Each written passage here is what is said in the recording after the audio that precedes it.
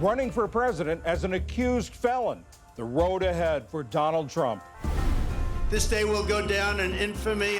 Former President Trump goes on the attack just hours after being arrested, fingerprinted, and pleading not guilty to charges over his handling of classified documents. These kind of matters are adjudicated through the judicial system. The Attorney General defends the prosecution. Why do you think he's being set up? This is election interference. Despite Trump's unprecedented status as a criminal defendant, enough Republican voters appear to be sticking with him that the former president remains the 2024 frontrunner. Next. This is Washington Week. Corporate funding is provided by... For 25 years, Consumer Cellular's goal has been to provide wireless service that helps people communicate and connect. We offer a variety of no-contract plans, and our U.S.-based customer service team can help find one that fits you. To learn more, visit consumercellular.tv. Additional funding is provided by Koo and Patricia Ewan through the Ewan Foundation, committed to bridging cultural differences in our communities. Sandra and Carl DeLay Magnuson, Rose Herschel and Andy Shreves, Robert and Susan Rosenbaum, the Corporation for Public Broadcasting, and by contributions to your PBS station from viewers like you. Thank you. Good evening and welcome to Washington Week. I'm John Yang. It's been a week for the history books. Former President Donald Trump is now in a category all by himself. In a Miami courtroom on Tuesday, Trump entered a not guilty plea to 37 felony counts dealing with his handling of classified documents. That makes him the first former American president to face federal criminal charges. Trump ended his historic day with a campaign fundraiser at his Bedminster, New Jersey golf club. He attacked both the indictment and Jack Smith, the special counsel who's leading the prosecution. Today we witness the most evil and heinous abuse of power in the history of our country. The prosecutor in the case is a thug. I've named him Deranged Jack Smith. On Wednesday, in his first public comments on the indictment, Attorney General Merrick Garland defended Smith and his team. He has assembled a group of experienced and talented prosecutors and agents who share his commitment to integrity and the rule of law. The now twice indicted former president has been aggressively using his prosecution to raise money for his presidential campaign, some $6 million since news of the indictment broke, and he remains the frontrunner for the 2024 Republican presidential nomination.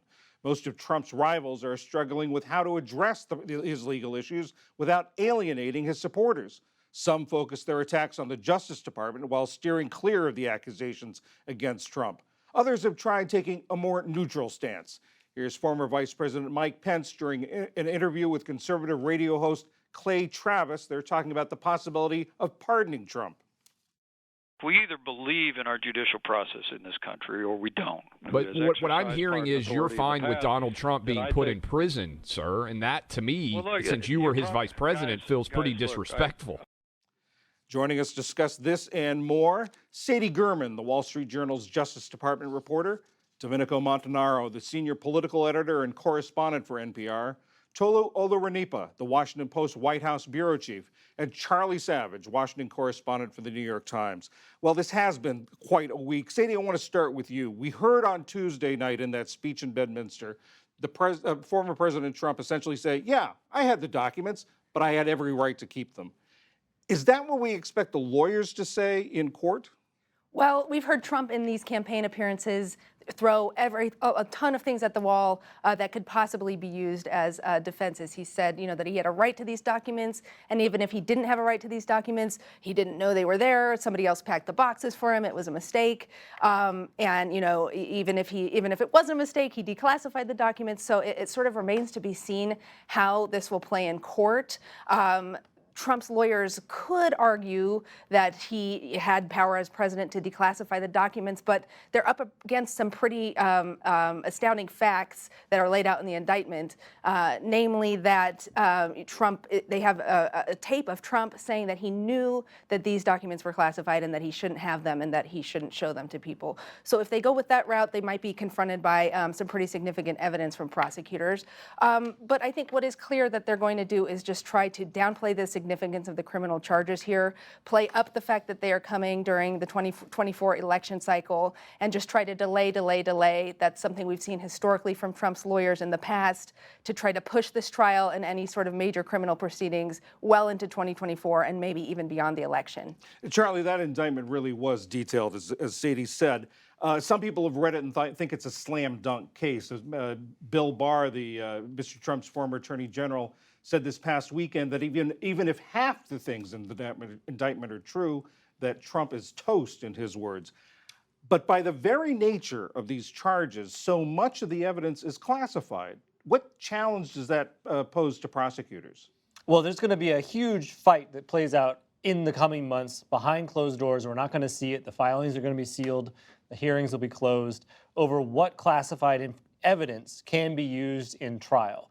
And the judge, Eileen Cannon, is going to have a lot of say over this. There's a law called the Classified Information Procedures Act, CIPA, and we're going to hear a lot about that in the coming weeks and months. Basically, there's a fundamental conflict when it comes to cases that involve classified evidence, and charges of mishandling national security secrets are at the core of that kind of problem. The problem is Americans have a constitutional right to a public trial that comes from the Sixth Amendment. The public has a constitutional right to see a trial that comes from the First Amendment. And so this stuff has to play out in the open. But for classified material that the government says would damage national security if a foreign adversary learned about it, they don't want to display that in the public and accentuate the damage. And so this leads to a concept called gray mail, where a defendant will say, well, I've got to have a fair trial. I've got to put all this information out, in the hope that the government will instead just drop the charges. CIPA, this law is referring to, that's going to govern what's coming now, is an attempt, it was passed in 1980, to solve this problem by allowing, in some cases, substitutions, summaries, redactions to evidence. The jury doesn't need to see everything in this document. Maybe they just need to see this or this other piece. It's always going to lead the defense attorneys to say, no, we need the entire context or it's not fair. And this is where the judge, Eileen Cannon, is going to have a huge say over what happens in the courtroom. Tolu, the White House is seemingly radio silent on this. What's their calculation? What's their thinking? There are a couple of different reasons they're not weighing in any significant fashion on the substance of these charges.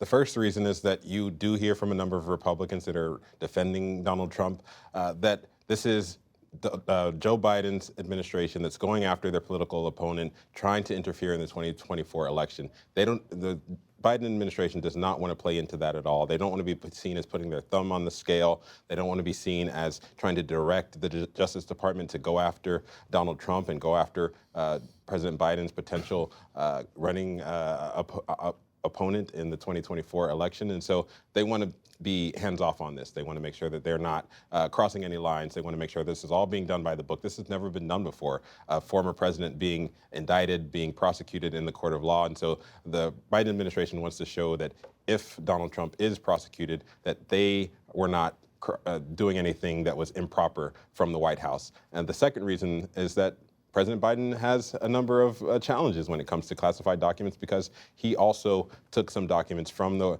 White House from his time as vice president. And some of the Republicans that are defending Donald Trump are saying that this is a two-tiered system of justice. Now, obviously, they're skirting over some of the facts involved, but they are trying to make it seem as if Donald Trump is being singled out while Joe Biden is not being singled out for his actions. And so by not commenting on this, Biden and the White House can sort of blunt some of those attacks and say, we're just following the law, we're just following the protocol, and there's no reason why we should be involved in any of these discussions. And Tolu, another thing that the Republicans are talking about is the Hunter Biden case. That's right. What's the current thinking inside the White House about that? Well, the White House aides say that they're in wait-and-see mode, just like everyone else. They obviously believe that Republicans are making more of the facts around the cases involving Hunter Biden, the president's son, than the current evidence indicates. Now, Hunter Biden is under investigation for some tax allegations, tax crime allegations, as well as allegations involving the purchase of a gun. But it doesn't appear that some of the trumped-up ideas that Republicans are pushing on the House about whistleblowers and money being paid to the president and bribes, that we haven't seen evidence of that play out yet. And so while we wait for the potential action from the Justice Department, the potential conclusion of that case, we're all sort of in wait and see mode, and it all is connected to what's happening with the former president, because you do hear a number of Republicans saying that while President Biden is being prosecuted, why isn't Hunter Biden being prosecuted as well? And so until anything happens on that case, we're all going to have to wait and see to find out what kind of comparisons we can make between those two cases. And Dom, we all know that former President Trump likes to fight these things in the court of public opinion, but the details in the indictment goes into a great amount of detail. Does that play a role in the court of public opinion? Well, that's if you can get people to read it, number one, right? And we've seen over and over again that people who have supported Trump, people who've supported any number of candidates, but especially with Trump, they really are echoing and parroting a lot of the things that he's said. I've talked to them, people who've been in part of our polling, for example, just talking to them, they say a lot of the same things that you'll hear from the former president. I mean, just this week, we have a poll out today from the NPR PBS NewsHour Marist poll that shows that Republicans, in fact, throughout all of this indictment proceedings, have actually gone up 8 points in how they feel about former President Trump. 76% now of Republicans and Republican-leaning independents have a favorable view of the former president. That was 68% or 64%, just a few months ago, back in February. So you're seeing this divergence, this American political divergence, where you have Democrats and independents who mostly will decide these elections, who are going the opposite direction. You have 50% of independents now saying they think Trump did something illegal, which is up 9 points from the last time we asked the question back in March. So you're seeing a huge distance between these two things, and you're seeing some Republicans start to speak out and say, Trump has an electability problem. Sure, he might be able to get through a GOP primary, and our poll found that 2/3 of Republicans want him to be the guy. The opposite is true, where he's grown more toxic when it comes to general election voters. By the way, around here, Dom, we prefer to think of it as the PBS NewsHour NPR Marist poll. Well, you can keep it whichever works for you. Sadie, Merrick Garland appointed Jack Smith to really put some distance between himself in this case. But he did come out Wednesday and defend Smith against the attacks from former President Trump. What was his calculation in doing that? So you're right. Garland has taken very deliberate steps to keep his distance from Smith and to make it seem as though he has really kept a hands-on approach to this case. I saw him on Thursday walking into the Justice Department around the time that the grand jury returned the indictment, and he said basically that he was out getting a COVID vaccine shot. So insinuating that he was nowhere near Jack Smith when this came down, I think that's by design. President Biden appointed Garland to insulate the Justice Department from political attack, and that's what Merrick Garland has tried to do, for better and worse. But in defending Jack Smith, he basically is saying, this is somebody who I appointed to uphold the Justice Department's independence, somebody who can help restore some confidence in this investigation, that no Biden appointee is meddling in the investigation and making decisions. But he did appoint him under special counsel regulations that require Jack Smith to notify the Attorney General of any major decisions. So he would have been privy to the decision to charge Trump. And so he can't totally take a hands-off approach to that. But in answering the question, he sort of just basically said, this is somebody who is operating independently. These are prosecutors with integrity. And, that's all I'm going to say. He's trying to get an inoculation of another kind, it sounds like. Yes. Charlie, earlier this week you wrote about the judge in this case. You mentioned her, Eileen Cannon. There has been so much said about her. The fact that she's a Trump appointee, the fact that she has relatively little trial courtroom experience, the fact that she got involved in this case actually earlier and was overturned by the 11th Circuit Court of Appeals. What do people who know her say about how they think she's going to handle this case? Well, so Judge Eileen Cannon, it's not that she has relatively little trial experience. She has absolutely very little trial experience. She maybe 4 trials as a judge. She was on the bench, adding up to 14 total trial days. When she was an assistant U.S. attorney, but she mainly did appellate work. 4 trials there, 2 of which she was an assistant. All very basic cases, like a felon had a gun, according to her Senate Judiciary questionnaire. Now that's the system. The judge is who the judge is, and the clerk of courts in Miami told me that this was assigned randomly. The normal procedures were followed. There was maybe a 1 in 4, 1 in 5 chance it would land on her, and it did land on her. And it seems like for all the sort of resistance Twitter talk of Jack Smith trying to seek her recusal, I don't see any sign that's going to happen. It looks like they're just going to go with the judge they got, and we will see whether she continues to behave as she did last fall when she issued a series of rulings that really shocked experts in the law across ideological lines in defense of Trump, only to be overturned by not just any appeals court panel, but a conservative one that included 2 other Trump appointees. Maybe she sees this as a chance to redeem herself. Maybe she sees it as a chance to double down.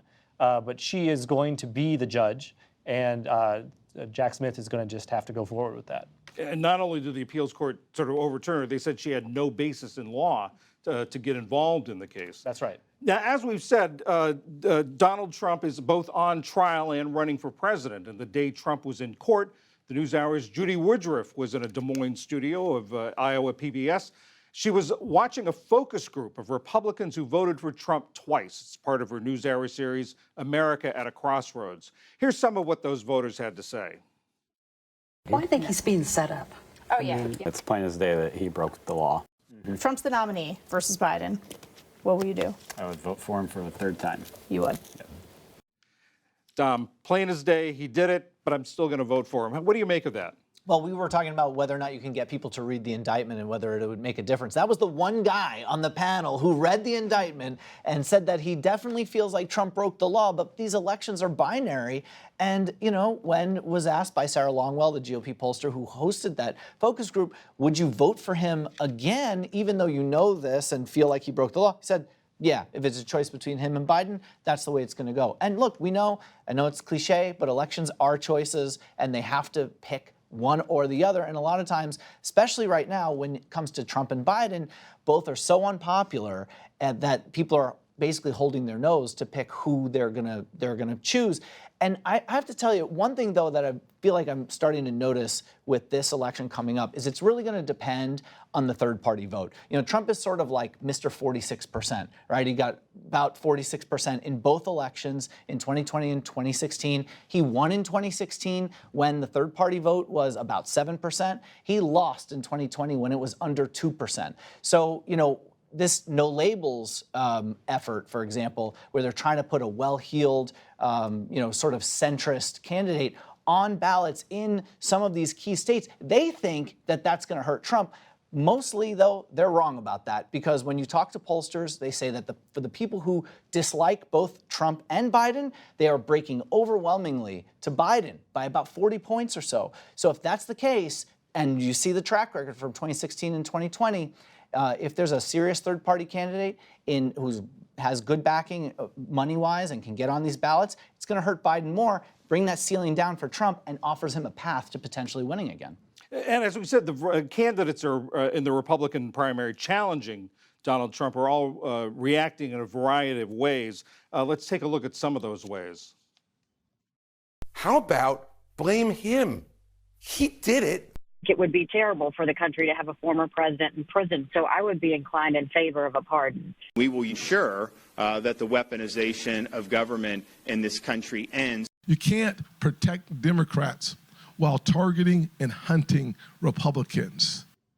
Dom, as the political guy, what is the calculation each of those candidates and other candidates are making? Well, they have to walk a very fine line between the Trump base and, being able to win the nomination themselves. And I think it's very difficult to actually not hold Trump accountable for his conduct if you're somebody who's running against him.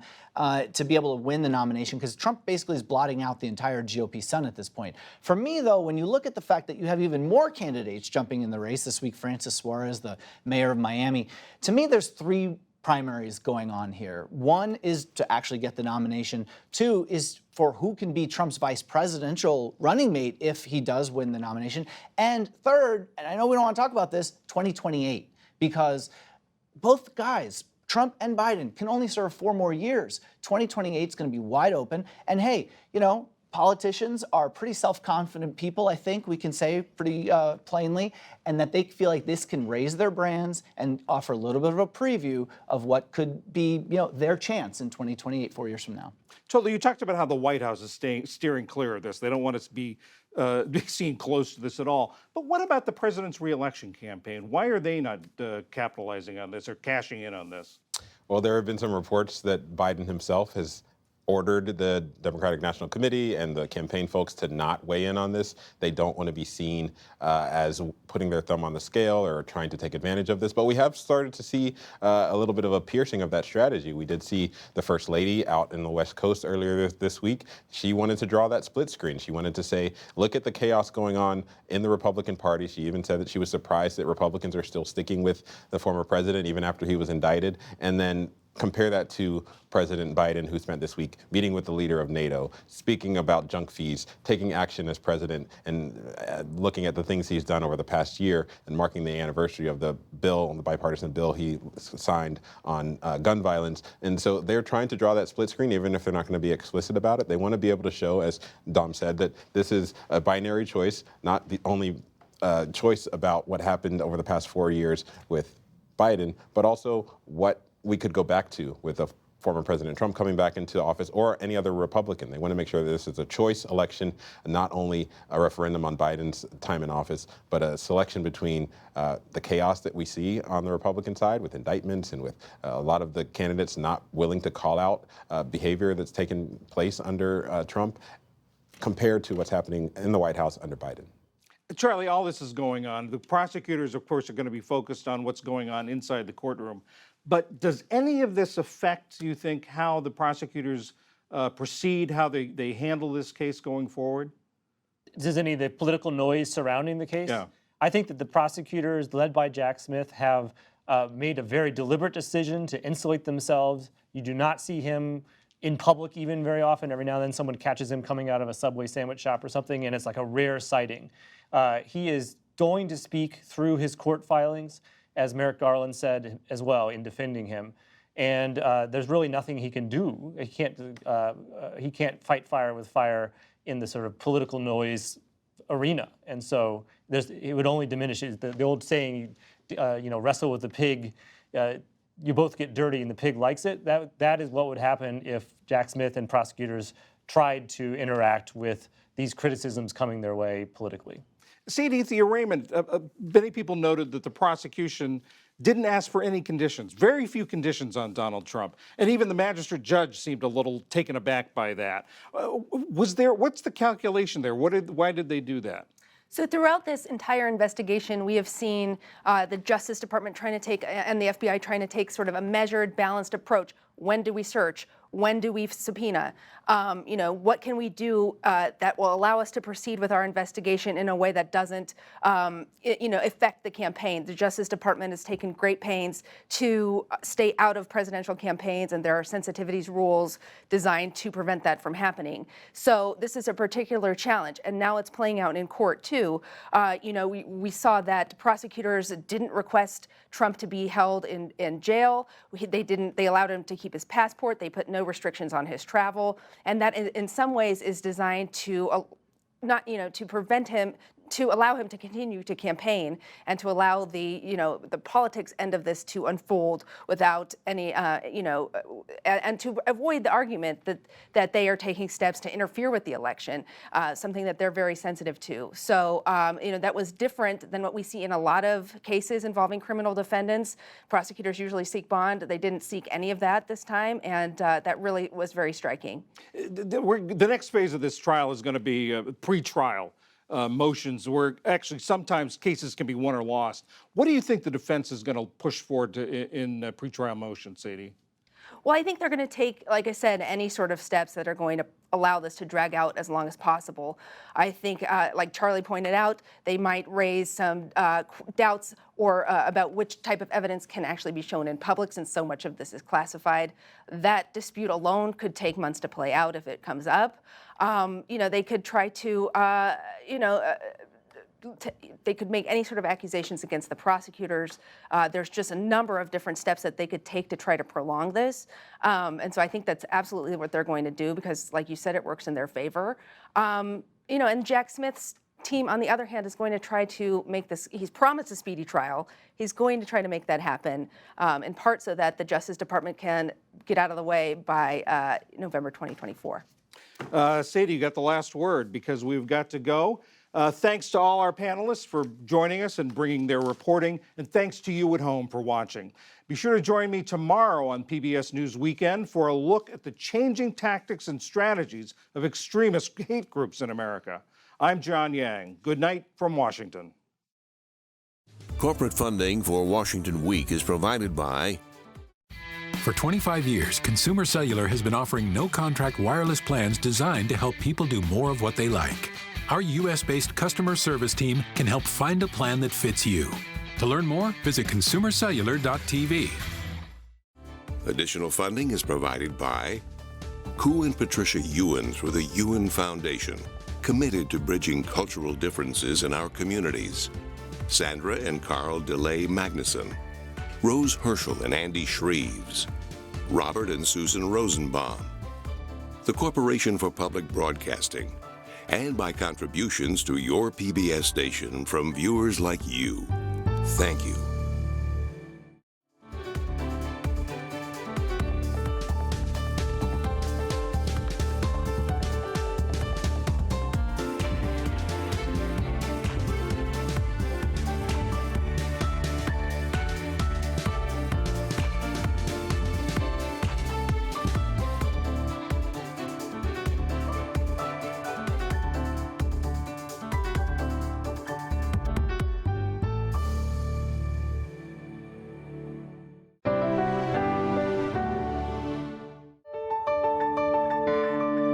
You're watching PBS.